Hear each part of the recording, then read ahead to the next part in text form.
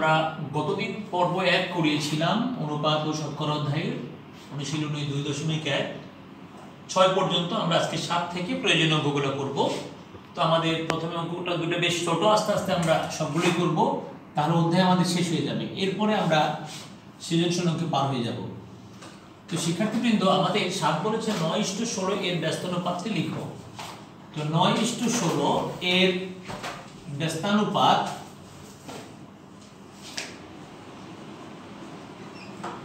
থেকে আমরা বলেছিলাম যে এই রাশি দুটো ঘুরে যাবে, পূর্বটা উত্তর, উত্তরটা পূর্ব।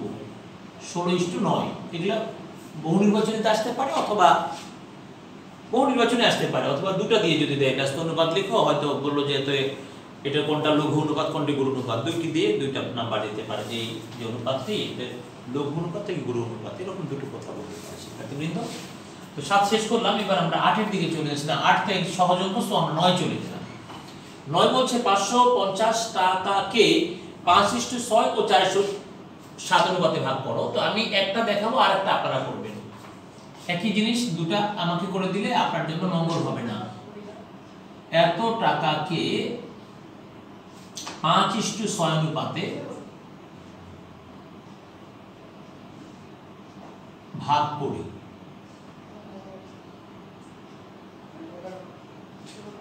অনুপাতে রাশিদ্বয়ের যোগফল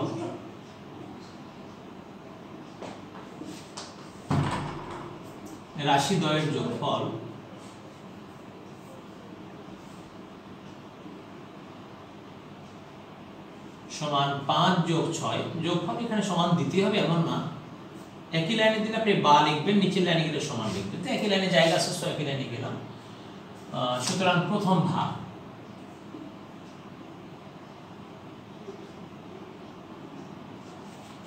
550 এত 250। সুতরাং দ্বিতীয় ভাগ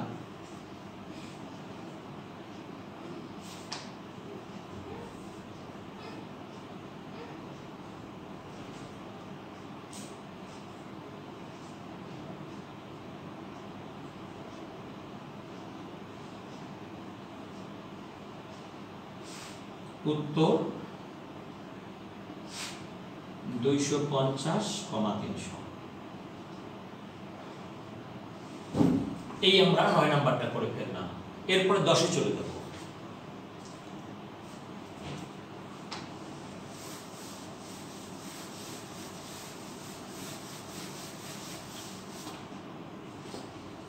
10 হচ্ছে পিতা ও পুত্রের বয়সের অনুপাত এত, পিতার বয়স এত হলে পুত্রের বয়স কত? 10।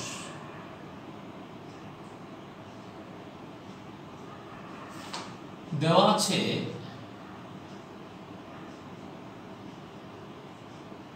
পিতা ও পুত্রের বয়সের অনুপাত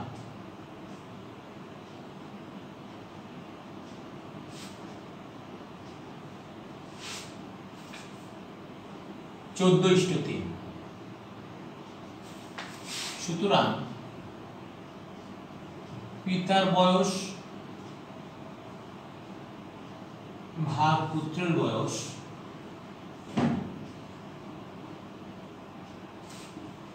ইকুয়াল 14/3।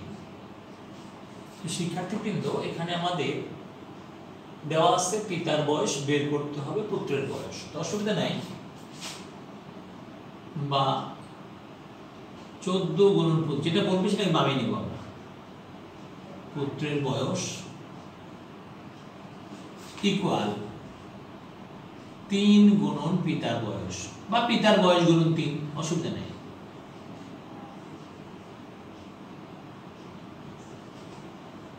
বা পুত্রের বয়স সমান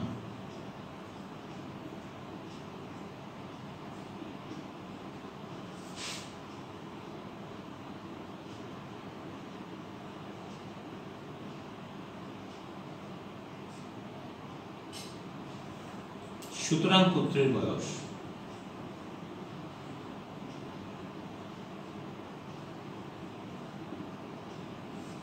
3 গুণন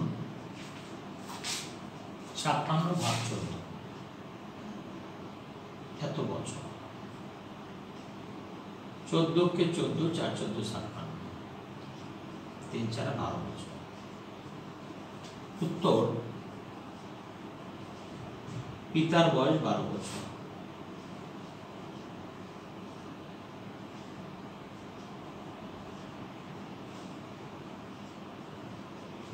আমরা পিতার বয়স বের করতে পারি। তো শিক্ষার্থীবৃন্দ, এখানে কঠিন কিছু না, আমরা স্বাভাবিকভাবে চলে যাব। এখানে আপনি একটু লিখতে পারেন আর গুণন করে।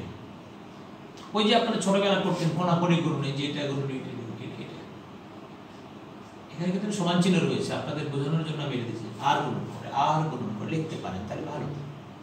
এটাকে আপনারা ছোটবেলা বলতেন কি কোনাকুনি গুণ করে, ওটা হচ্ছে আর গুণন করে। আর গুণন করে।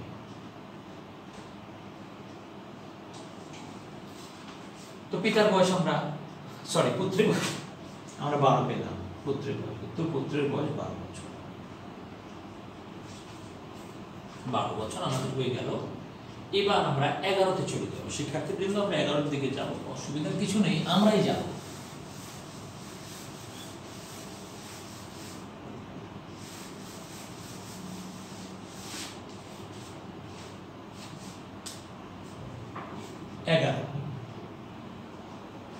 দুইটি সংখ্যা দেওয়া আছে,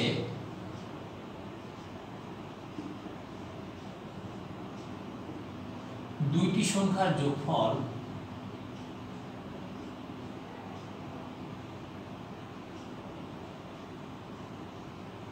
যোগফল 630, এদের অনুপাত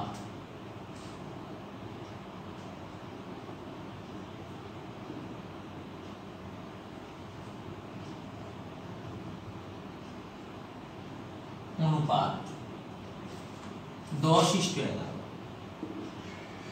শিক্ষার্থীবৃন্দ, এটা অবশ্যই সহজ অঙ্ক। আমরা অনুপাতের যোগফল করবো, ওই যে আমরা যে এটার মতো একই কথা, অনুপাতের রাশিদের যোগফল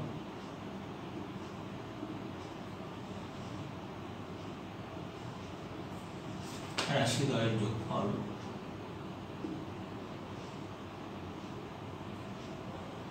সমান 10 + 11 21। সুতরাং প্রথম সংখ্যাটি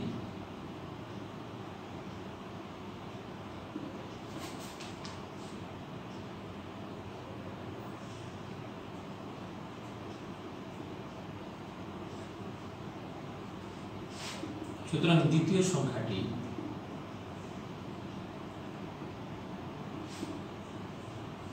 630 × 11/21,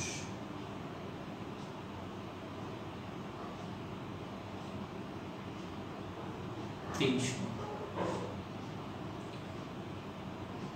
একই লাইনে আমরা বাঁ দিলেই স্বস্তি পাই বেশি, 300।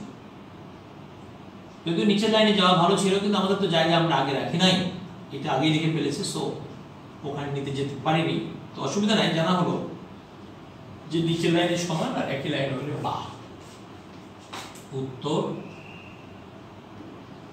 প্রথম সংখ্যাটি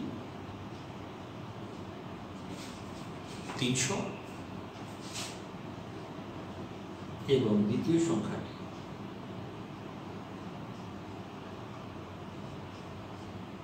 330।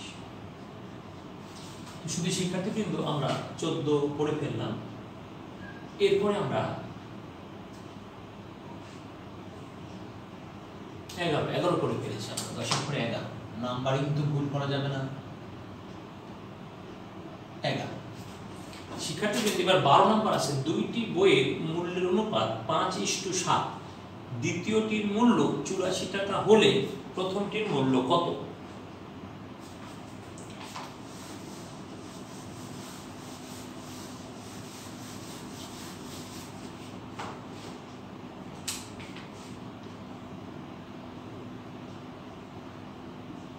দেওয়া আছে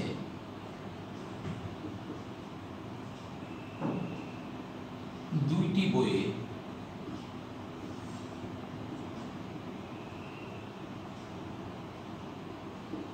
মূল্যের অনুপাত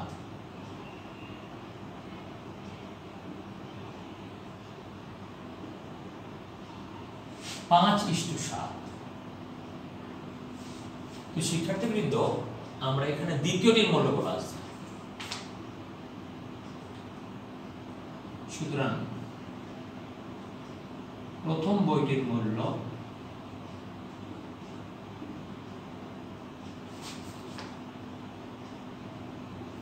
ভাগ দ্বিতীয় বইটির মূল্য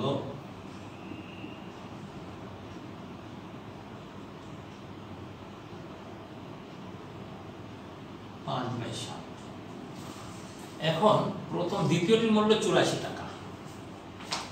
আমাকে যেটা বের করতে বলছে সেটা বামে নিব, আমাকে বের করছে প্রথমটির মূল্য কত। তাহলে আমি এরকম করি, প্রথম বইটির মূল্য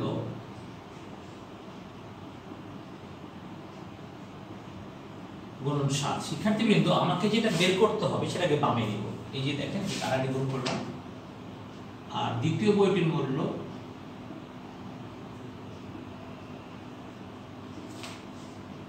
বা মান বসায় দিতে পারতেন। আচ্ছা, এটা আরেকভাবে করে শিক্ষার্থীবৃন্দ, গতটা এইভাবে করেছিলাম, আর এবার এইভাবে করে দেই। প্রথম বইটির মূল্য আমাকে বের করতে বলেছে, তাই তো? তাহলে প্রথম বইটির মূল্য থাকবে না, আমরা এইভাবে করতে পারি, অসুবিধা নেই। আর দ্বিতীয় বইটির মূল্য দেওয়া আছে 84 টাকা। এখানে একটু লাইনটা ছোট হবে, আড়াআড়ি গুণ করলে অনেক বড় হয়ে যেত। 84 টাকা আমরা বসিয়ে দিলাম।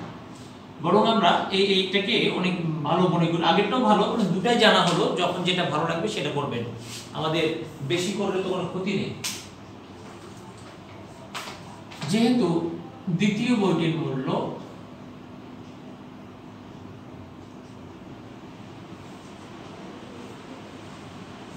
চুরাশি টাকা,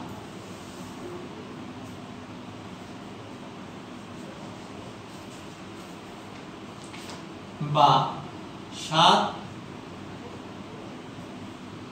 গুণন প্রথম বইটির মূল্য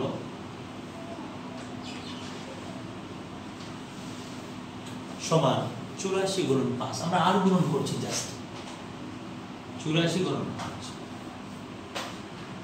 এত টাকা, আর গুণন করে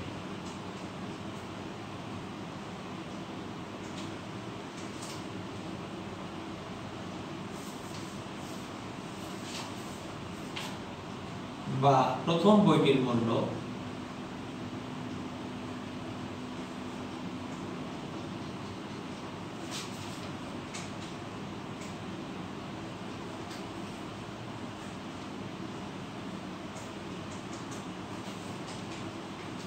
টাকা।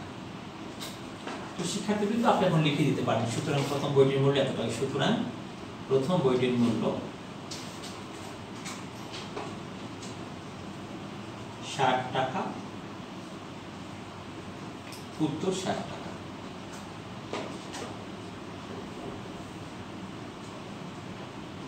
হয়ে গেল, আমাদের 12 শেষ হয়ে গেল। তো শিক্ষার্থীবৃন্দ আমরা এখন 16 করলেই মোটামুটি হয়ে যায়। আর অন্য যে 2-1টা রয়েছে গ্যাপ, ওগুলো আপনাদের জন্য কোনো বিষয় না, ওগুলো সহজ, এই জন্য আমরা দিয়েছি গ্যাপ। এরপরে আমরা 12 পরে দেখছি যে আমরা এখন 16 করতে পারি, তাই তো? 16 করে ফেলবো, ক্ষতি তো কিছু নেই।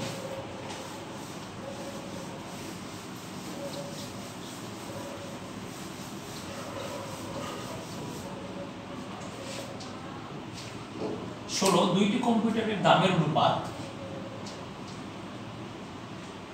দেওয়া আছে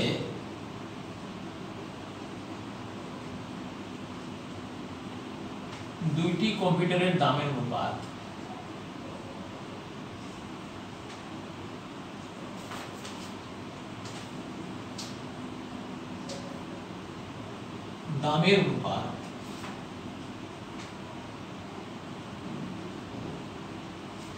দুইটি কম্পিউটারের দামের অনুপাত 5:6।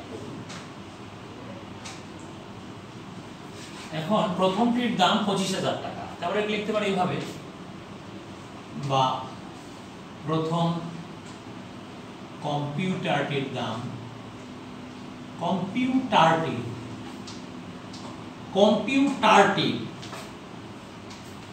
দাম ভাগ দ্বিতীয় কম্পিউটারটির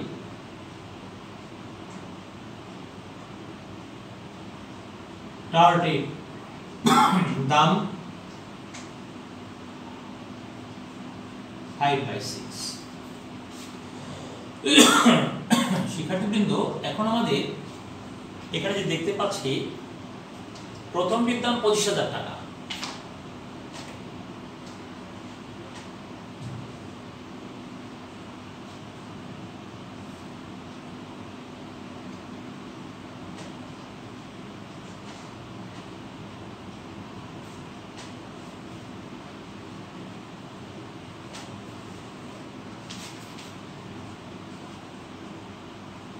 যেহেতু প্রথম কম্পিউটারের দাম 25,000 টাকা।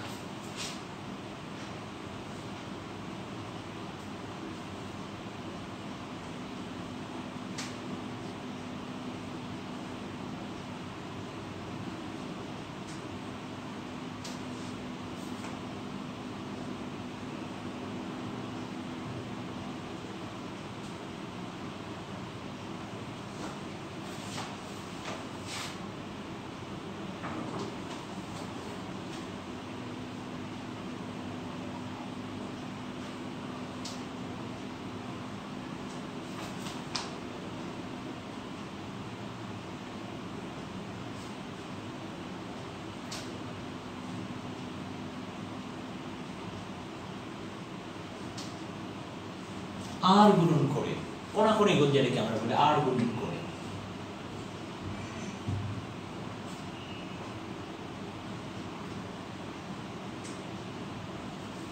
এরপর শিক্ষার্থীবৃন্দ, আমরা যে কাজটি করতে চাচ্ছি, বা দ্বিতীয় কম্পিউটারটির দাম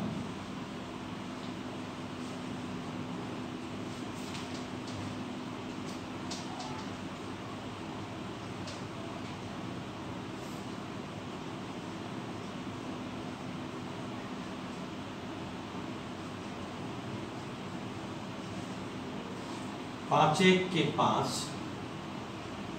5 5 25, 30,000 টাকা।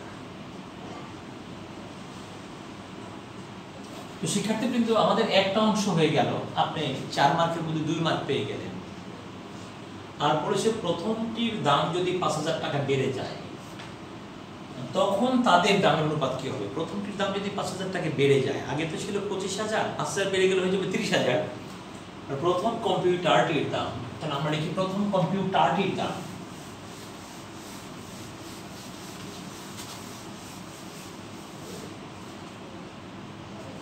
প্রথম কম্পিউটারটির দাম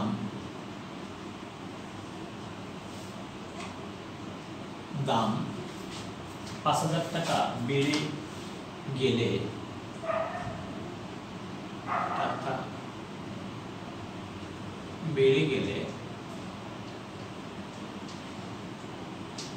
দাম হবে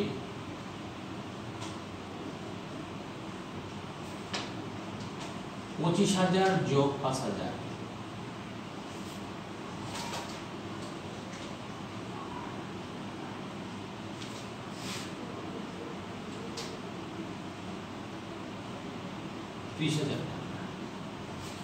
এখন বলেছে তখন তাদের দামের অনুপাত কত? সুতরাং মূল্য বৃদ্ধির পর, সুতরাং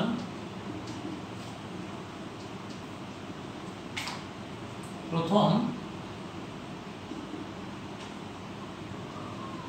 কম্পিউটারটি মূল্য বৃদ্ধির পর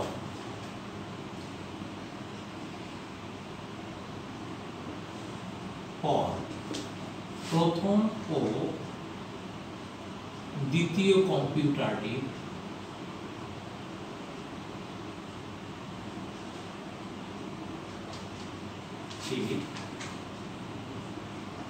দামের অনুপাত 30,000 = 30,000 সমান 30,000 ভাগ 30,000 এক ভাগে কাটাকাটি করলে কি হবে? উপরে 1 নিচে 1, 1 ভাগ 1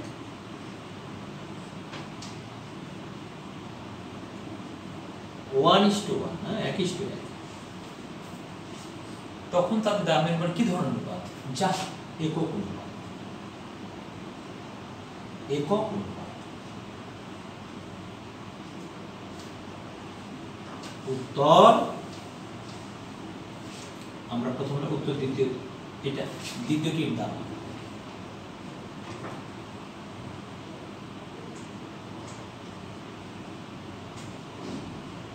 30,000 টাকা, কমা একক অনুপাত।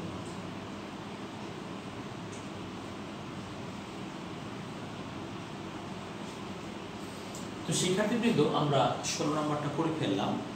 এখন আপনাদেরকে আমি একটা আমার মতো করে একটা অঙ্ক আমি দিব, মানে আপনাদের এই বইয়ের আলোকে আমি একটা অঙ্ক, দুটো অঙ্ক নিজের মতো করে দিয়ে থাকি, সেই অঙ্ক দুটো আমরা এখন দেখি। 1 নাম্বার ধরুন এরকম একটা অঙ্ক, এটা আপনি স্টার দিয়ে রাখতে পারেন, স্টার, এটা হলো স্টার আর একটা ডাবল স্টার। 10 বছর পূর্বে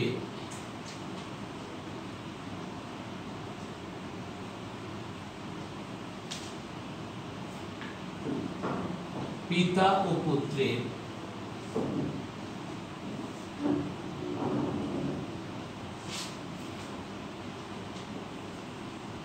বয়সের অনুপাত ছিল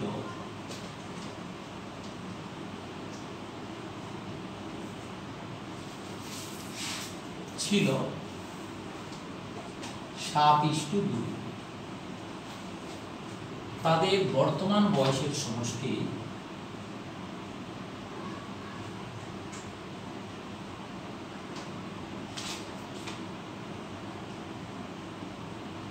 বয়সের সমষ্টি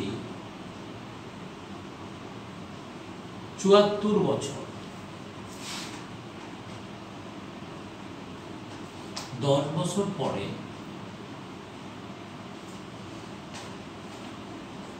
তাদের বয়সের অনুপাত কত হবে?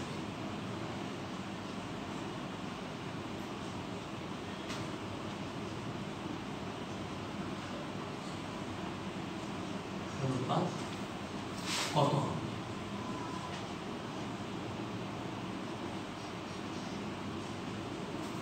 তো শিক্ষার্থীবৃন্দ দেখুন, আমি যে অঙ্কটা নিজের মতো করে তৈরি করলাম, এটা হচ্ছে 10 বছর পূর্বে, মানে পূর্বের কথা, এরপর হচ্ছে বর্তমান, এরপর ভবিষ্যৎ, 10 বছর পর তাদের বয়সের অনুপাত। তাহলে একটা অঙ্কের মধ্যে পূর্ব আছে, বর্তমান আছে, ভবিষ্যৎ আছে। তা আমরা তিনটা মিলে এগিয়ে যাওয়ার চেষ্টা করবো। শিক্ষার্থীবৃন্দ এখানে আমরা যেটা বলতে চাচ্ছি যে অনুপাতটা দেওয়া আছে 10 বছর পূর্বে, বয়স দেওয়া আছে বর্তমান। তাহলে আমাদের এই 10 বছর পূর্বের বয়সের দিকে যাব। তো শিক্ষার্থীবৃন্দ 10 বছর আগে কিন্তু পিতার বয়সও 10 কম ছিল, পুত্রের বয়সও 10 কম ছিল। তাই আপনাকে যদি কেউ বলে, এই ছোট্ট একটা অঙ্ক কেউ বলে যে পিতা ও আপনারা ভালো করে শোনেন, যে পিতা ও পুত্রের বর্তমান বয়সের সমষ্টি 74 বছর, 10 বছর পূর্বে তাদের বয়সের সমষ্টি কত ছিল? তখন কিন্তু 10 বাদ যাবে না, কারণ পিতারও 10 কম ছিল, পুত্রেরও 10 কম ছিল, 20 বাদ যাবে। তাহলে শিক্ষার্থীবৃন্দ এখানে কিন্তু বিষয়টা খেয়াল করবার মতো, অযথা করবেন না ভুল, পরে নিজেই ছিঁড়ে ফেলবেন নিজের মাথার চুল, অথবা এই কাজটা করবেন না। তো আমরা লিখবো, দেওয়া আছে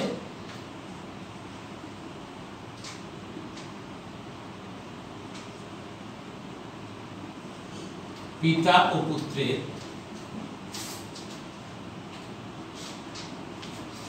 বর্তমান বয়সের সমষ্টি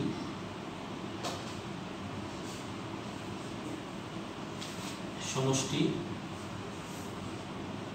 74 বছর।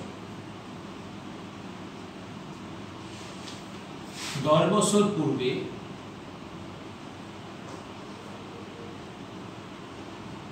পিতা ও পুত্রের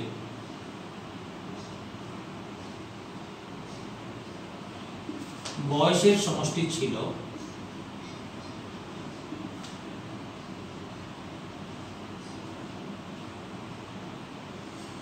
74 বিয়োগ 10 বিয়োগ 10, এত বছর। 74 বিয়োগ 20 বছর, 54 বছর। তো শিক্ষার্থীবৃন্দ 10 বছর পূর্বে 10 বছর পূর্বে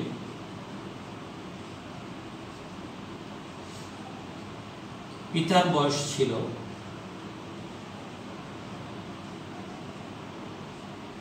আচ্ছা ওই যে অনুপাতটা আমরা ওটা নিয়ে কাজ করি আগে 10 বছর পূর্বে পিতা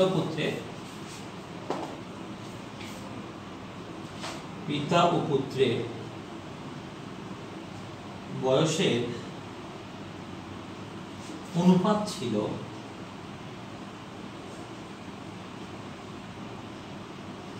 7:2।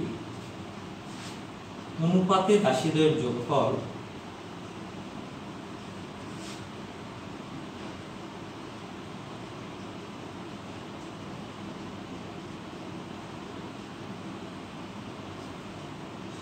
7+2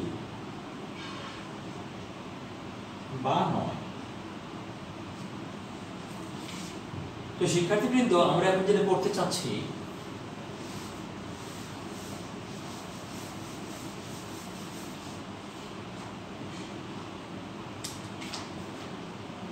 সুতরাং 10 বছর পূর্বে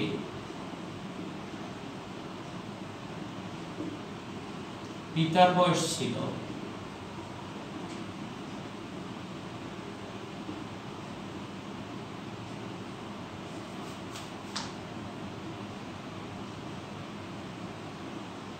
এত বছর, 42 বছর।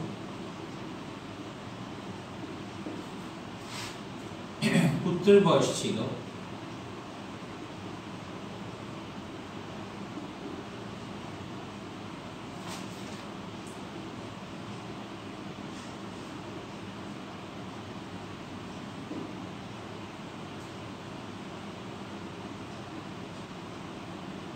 বারো বছর। তো এটা 10 বছর পূর্বের হিসাব। শিক্ষার্থীবৃন্দ এখন আমাদের করতে হবে কি, এখানে দুটো ধাপ আছে কিন্তু আমাদের প্রশ্নটা আছে 10 বছর পরে, তাহলে আমরা 10 যোগ করলে হবে না, আগে বর্তমানে যেতে হবে। বর্তমান পিতার বর্তমান বয়স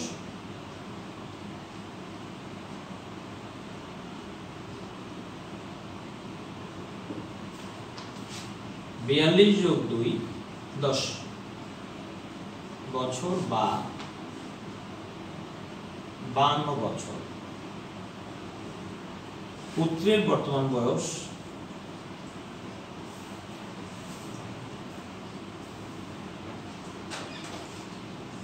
12+10 বছর বা 22 বছর। তো শিক্ষার্থীবৃন্দ আমাকে কিন্তু বর্তমানে বলেনি, 10 বছর পরে, তাহলে আবারও 10 করে যোগ হবে। তাহলে 10 বছর পরে, 10 বছর পরে পিতার বয়স হবে কত হবে?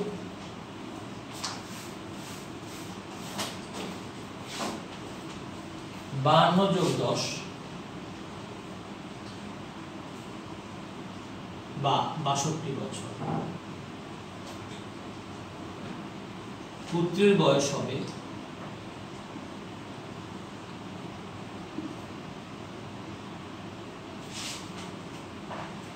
22+10 বা 32 বছর। এখানে যদি একটা বছর লেখেন লিখতে পারেন, না লিখলেও ক্ষতি নাই, কারণ আমাদের সংখ্যা কি বা লিখছি। তবুও যদি লেখেন তো লিখবেন এত বছর বা এত বছর, এত বছর বা এত বছর, এখানে এত বছর বা এত বছর। এবার তাদের অনুপাত কত হবে?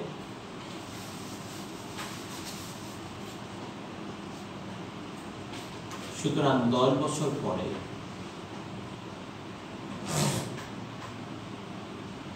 পিতা ও পুত্রের বয়স অনুপাত হবে, পিতা ও পুত্রের বয়সের অনুপাত হবে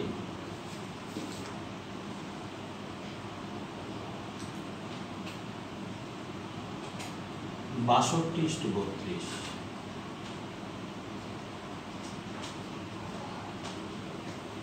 31/16 31/16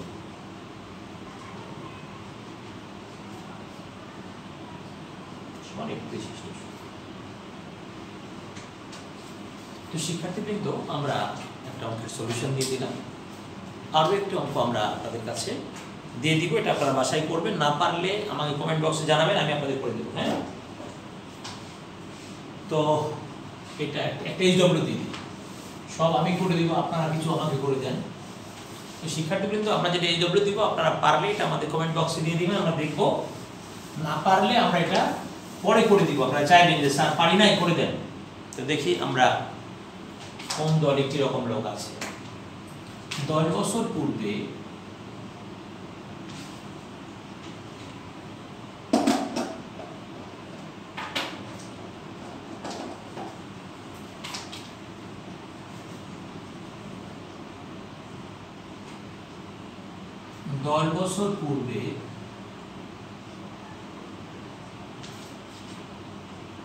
পিতা ও পুত্রের বয়সের অনুপাত ছিল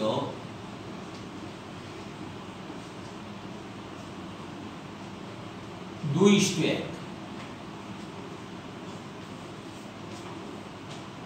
10 বছর পূর্বে।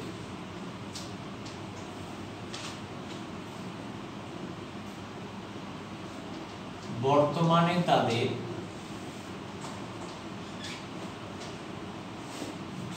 বয়সের অনুপাত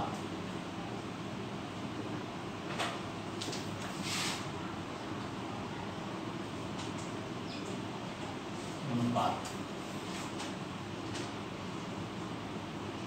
5:3 হলে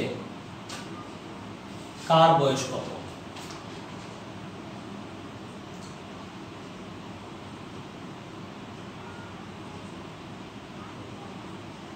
বয়স কত? এটা 4 মার্কের একটা অঙ্ক, মানে শুধু উত্তর বের করলে হবে না, এটা বড় করে করে করবেন আর কি। হ্যাঁ, 2:1, বর্তমানে তাদের বয়সের অনুপাত 5:3 হলে কার বয়স কত? এটা এইচডব্লিউ, এটা আপনাদের জন্য এইচডব্লিউ থাকলো।